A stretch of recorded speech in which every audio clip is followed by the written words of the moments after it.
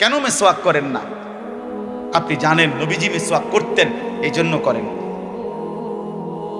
কেন দস্তরখান বিছায়া খানা খান না? আপনি জানেন, শুনছেন যে নবীজি সাল্লাল্লাহু আলাইহি সাল্লাম দস্তরখান বিছায়া সমান জায়গায় খানা খাইতেন, এই জন্য আপনি ইচ্ছা করে এটা বিছান না। কারণ আপনার কলিজার ভিতরে সিদ্ধান্ত আমি মুহাম্মদুর রাসূলুল্লাহ সাল্লাল্লাহু আলাইহি সাল্লামের বিরোধিতা করি। কেন আপনি দাড়ি কাটেন? কারণ আপনি শুনছেন নবীজি দাড়ি লম্বা করতে বলছে, এই জন্য আপনি এটা বুঝাইলেন।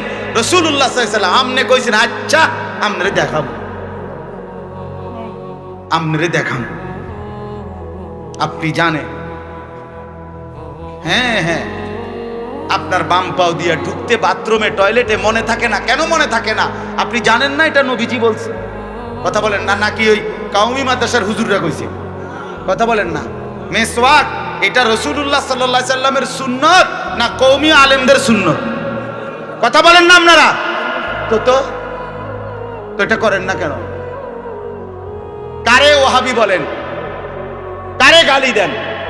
কেন গালি দেন? কি বুঝে গালি দিলেন? কেন বললেন?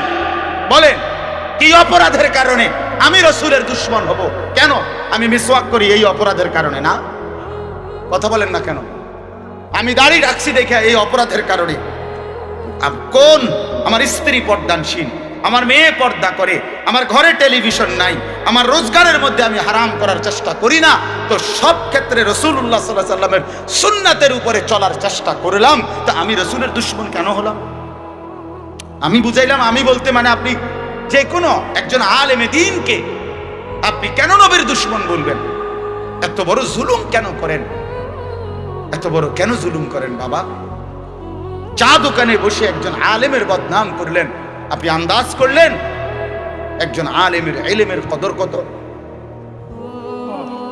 আমরা কিতাবে স্পষ্ট পড়ছি, সারা পৃথিবীর ইমানদারের সমস্ত বন্দিগি আর আল্লাহর রাস্তায় জিহাদ, এই দুইটার পার্থক্য কদ্দুর?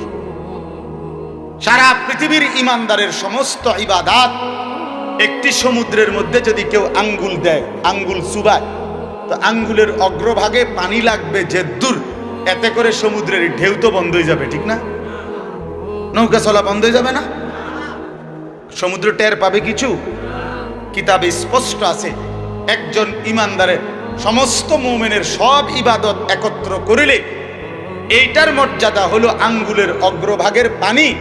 আর আল্লাহর রাস্তার জিহাদ ফি সাবিলিল্লাহ, জীবন দেওয়া, জিহাদ করা, এটা সমুদ্রের বাকি পানি। এরপরে লিখছে যে সমস্ত ইবাদত এবং আল্লাহর রাস্তার যুদ্ধ, এইটাও এবার একসাথে করেন। এই সবটা এবার ইবাদাত এবং কি জিহাদ সবটা একত্র করিলে আঙ্গুলের অগ্রভাগের পানি, খোদার কসম, আল্লাহর কসম, এলেম, কোরআন সুন্নাহর এলেম, এইটা সমুদ্রের বাকি পানি। বিশ্বাস করে এবার বলেন এক আলেমে দ্বীনের কদর কত?